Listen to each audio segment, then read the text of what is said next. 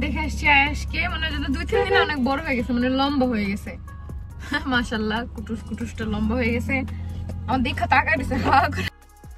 আয়েশের আম্মু আয়েশের সাথে দেখা করতে আসছিল। তারপর হচ্ছে এই যে ডাইপার নিয়ে আসছে, আর হচ্ছে দুধ নিয়ে আসছে। যেহেতু আয়েশের আজকে আয়েশকে মনে হচ্ছে কি আয়েশ অনেক বড় হয়ে গেছে সবকিছু বুঝে।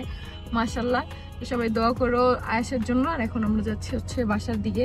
আলিশা 6 মাস পূরণ হবে, এই জন্য হচ্ছে 2টা দুধ বা 3টা দুধ এরকম লাগবে। কালকে রাতে আমার আব্বু ওর জন্য 3টা দুধ নিয়ে আসছে। তারিখ তো হচ্ছে বেবিলাক 2 খাবে, এই জন্য বেবিলাক 1 কিনে দিয়ে এসেছি। ওর লাগলে হচ্ছে যদি এরপর 2 পাঠিয়ে দিব আবার, বা আবার আমি আসবো।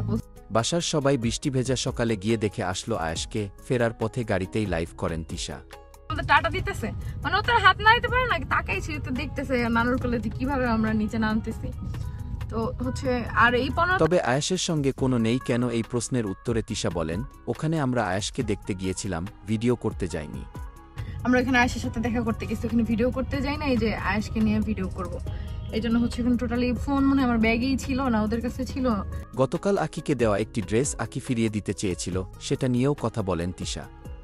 আখি কল দিল যে কুরিয়ারের ঠিকানা দে, ড্রেসটা পাঠিয়ে দিব, আমি রাখবো না। পরে ওটা তোরে আমার বোন দিছে, তো রাখলে অন্য মানুষকে দিয়ে দে।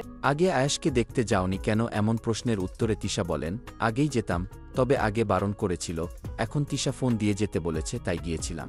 আয়েশকে দেখলাম, ভালো লাগতেছে, অনেকদিন পর আয়েশের সাথে দেখা হয়েছে। আর আগে আসতাম, বাট তখন তো আখির আব্বু না করছিল। আজকে রিয়ার সাথে কথা বলছি, রিয়াই বলছে হ্যাঁ আসো।